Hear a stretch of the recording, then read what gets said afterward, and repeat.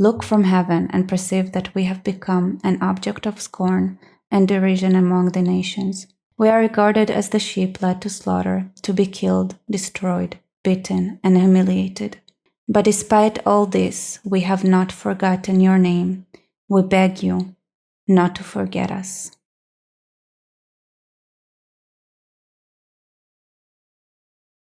I cannot even begin to describe how much bullshit there is around never again. You see, the origins of never again and the real meaning of never again was never so nice and pretty as people want you to believe. To our slaughtered brethren and lonely widows, never again will our people's blood be shed by water. Never again will such things be heard in Judea. Is never again a totalitarian concept? You know, this phrase never again had been used a lot ever since the Holocaust to indicate that never again. But what is never again? Never again is a phrase or slogan which is associated with the lessons of the Holocaust and other genocides. The exact meaning of the phrase is debated. So this is a conversation between Winston Marshall and another guy, Renault, R.R. Renault. I'm sorry, I didn't know him before. And he brought up an interesting idea. Is never again a totalitarian statement? So let's hear him out. This is what he had to say. This is the claim that I wanted to react on. The one topic we cover a lot on this show is censorship. There was a book by Gordon Allport written in the early 50s, and this is something explained to me by another guest on this show, Toby Young, who's head of the Free Speech Union in the UK. Yes. And he explained to me where all of the censorship in the modern day comes from, and philosophically. And he explains it came from Gordon Allport, who had this thesis, this pyramid in the early 50s with at the bottom you have hurty words, and at the top you have Holocaust. And so that's why you have to censor everything. And for me, this fit totally in with your thesis. Yes. And this never again. Never again. It always comes back to which is a totalitarian principle, by the way. Never again.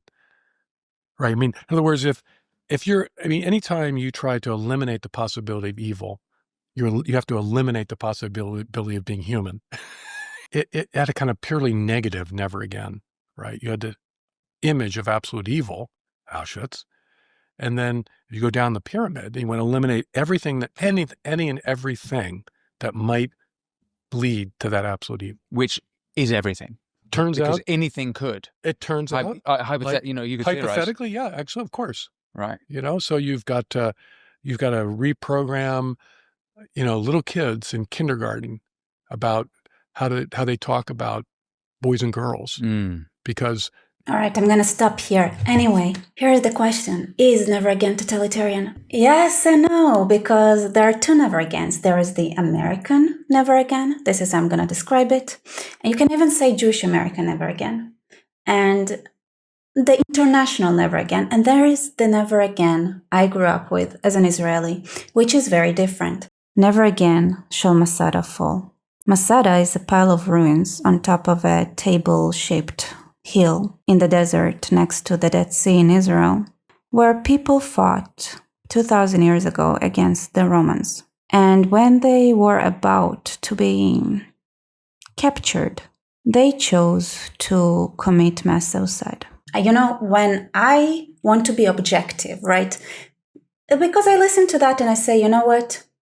Never again does not mean that, not from my perspective and how I grew up. So to make it more objective, I just went to ChatGPT and asked, what does never again mean? And then I asked, what does never again mean in Israel? And you'd be surprised, but those are completely different answers. Very distinct. One is indeed totalitarian. Guess which one? Obviously the one that you know, the American international one. And the Israeli one is very different. So let me read it actually, instead of being sophisticated. Okay, so I'm gonna open it up. What does never again mean?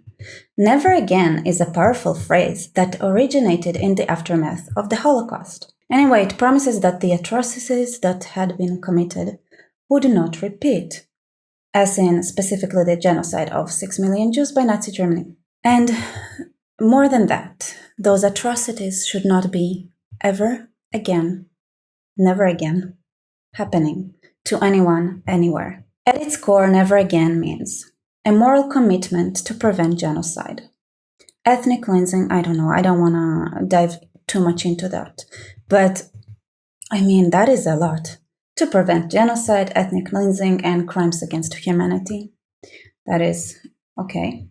A call to remembrance of past atrocities, especially the Holocaust, so that history is not forgotten or repeated. A warning against the dangers of hatred, racism, anti-Semitism, totalitarianism, and indifference. A demand for action, not just words, urging individuals, governments, or institutions to intervene when early signs of mass violence appear. So if this is how you understand Never Again, it is totalitarian statement, actually. I agree with that. I think it's true. So let me read. In today's political discourse, it can be used both as sincerely and controversially depending on the context, sometimes to criticize inaction, sometimes to rally support, and sometimes even to provoke. But at its most meaningful, Never Again is a universal ethical imperative to remember, to educate, and to act. Yeah. Okay, now how can that become totalitarian? I don't know. Do I really need to break it down to you? Because I think they did a good job. You see, sometimes kids make stupid jokes, so you make them shut up. But what if they're correct? Like, no offense, but as a Jew, I love making fun of Jews. Because we deserve it sometimes. Should I also shut up? Or is it just other external groups that are not allowed to make fun of Jews? But sometimes, like, even Jews are kind of anti-Semitic, and then it becomes dangerous. So what is Never Again, really? So let's talk about how different the Never Again I grew up with is, okay? Here's what I asked. How is it used in Israel? In Israel, the phrase Never Again, Le'olam lo od, holds a profound national, historical, and emotional significance. It is deeply tied to the memory of the Holocaust and has become a core part of Israeli identity and national narrative. Here is how it's used in Israel. As a memorial commitment, Yom HaShoah, Never Again, is central to Holocaust Remembrance Day. So one thing is just, as Jews, we should remember the Holocaust. This is one. Second, as a justification for self-defense and sovereignty. The phrase is often invoked in the context of Israel's security doctrine. It symbolized the determination of Jews never again to be defenseless or dependent on the mercy of others.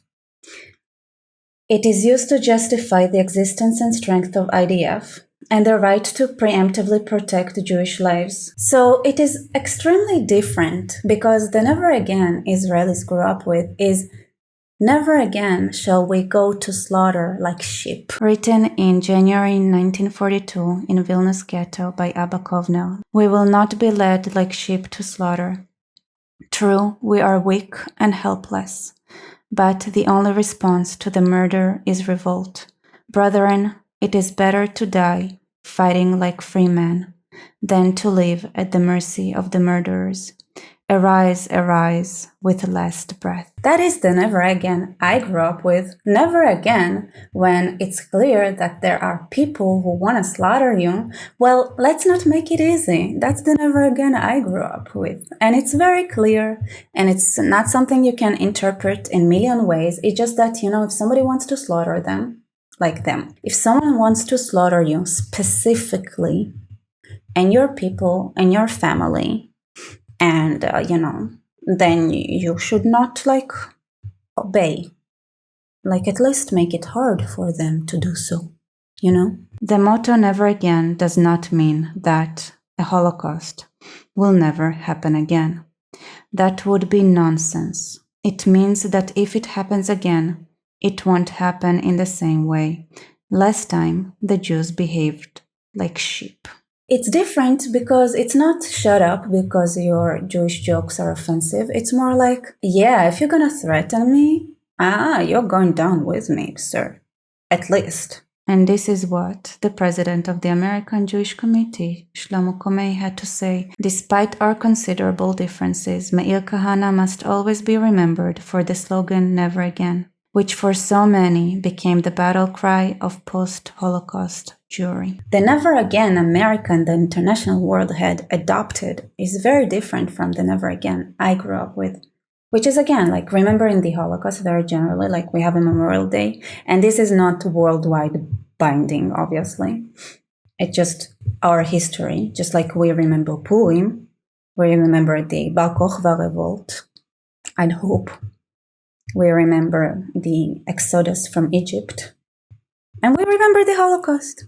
We remember stuff, it's very Jewish. And then justification for self-defense, it's not justification, it's more of obligation of self-defense. So for a long time after the Holocaust, Israelis were like, how embarrassing is that you guys, like a lot of Holocaust survivors were not welcomed in the way you'd think.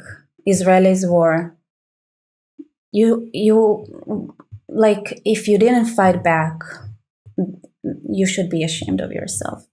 And only later did the Israeli society started to accept that sometimes it's really hard to fight back. And even surviving is an accomplishment. So as individuals, it's hard to blame Jews that went through the Holocaust the way Israelis did. But as a society, we don't have, like, it's not going to be easy anymore. That's the plan, okay? Anyway. All right, so how it used in Israel: 1, memorial; 2, not justification, obligation of self-defense. ChatGPT didn't get everything correctly, so I'm helping it. As an Israeli, I can tell you that this is how we grow up. Anyway, 3, in response to anti-Semitism and threats to Jews worldwide. Israeli leaders use "Never Again" to signal solidarity with the Jewish communities abroad. More like, we're gonna fuck you up wherever you are at. And one thing is like also beefing up security, demanding security, and the designation of defense forces, or like allowing the Jewish communities to have their own security people and systems, right? So even in New York, I think there is the Irgun called Shomrim, I think it's in New York. So it's not NYPD, it's a Jewish organization that is separate, that is still allowed to operate as in areas where there is a large Jewish population or community, to protect the Jewish community. And to reinforce the idea that Israel is a sanctuary for Jews everywhere, in case that the Jews in America or wherever forget. Sometimes they do, I guess. And 4, in political discourse and controversy. Everything in Israel has to do with controversy. All right. The phrase can also be controversial when used to compare modern threats like Iran, Hamas, or anti-Semitic violence to the Holocaust. Well, not from the Israelis' perspective, but definitely from the "Never Again" perspective that is universal. So the "Never Again" perspective Israeli have, it's not controversial. It's not that to allow self-defense, it's to force self-defense, it's to make it obligatory to defend yourself. Critics sometimes argue this can dilute the unique horror of the Holocaust or be used to deflect criticism of Israeli policies. It's like overloading, right? So the reason you have that perspective is because when Israelis say "never again," it's very different from people outside of Israel saying "never again." And because you use the same, we all use the same term to say different things, obviously there would be like a controversy around it. It's like, you'd think that when we say "never again," when we are fighting Iran or Hamas, is like misusing "never again." But it's not, because to us, "never again" is never again would anyone slaughter us without us responding. So no misusage here. Okay. Nonetheless, for many Israelis, it's not a rhetorical flourish, but existential anchor, an urgent living reminder of historical trauma and the need for vigilance. And I would recommend, really, you see, there is this misconception that everybody's after the Jews, and, well, guess what? Everybody's always after everybody, basically. So I would say vigilance should be something you have regardless. If you have something to defend, like the Jews have something to defend. If you have something to defend, you better be vigilant about it in general. So yeah, that's my point. And in summary, in Israel, never again is not just remembrance. It's a mission statement. It means that the Jewish people will never again be victims of genocide. And it justifies a national ethos of self-reliance, strength, and moral responsibility in the face of threats. And of course, very ChatGPT-like, because it tries to gaslight the Jews the way the whole world does. It says, real or perceived. Well, I recommend for those who think those are just perceived threats to reconsider, considering the fact that 2 Israelis were shot outside of a Jewish museum last night in Washington, D.C., and just before he was about to propose to her, so that's very not nice, by a retarded communist. So, I don't know, is it perceived or is it real? And Islam has a very anti-Jewish ideology at its core, even more than Nazism. So is it real or is it perceived? You say I'm arguing with ChatGPT, but you're suffering the consequence. This is how I would like to react to ChatGPT. Those are not perceived threats. It just may be that we have some more experience about who wants to fuck us up than you do, sweetheart. Anyway, they want to fuck up the whole West and America and everything that is good and nice and sweet. So how about we all have some understanding of what it is that is worth protecting and adopt a very different kind of never again mentality. All right, everybody, never again. Like, comment, subscribe. And by the way, I have links below to PayPal, Patreon, Buy Me Coffee. If you guys want to support this channel, I cannot do what I do without your support. So please consider, helping me out. And thank you all for being here, and see you later. You let them devour us like sheep. You disperse us among the nations. It is for your sake that we are slain all day long, that we are regarded as sheep to be slaughtered.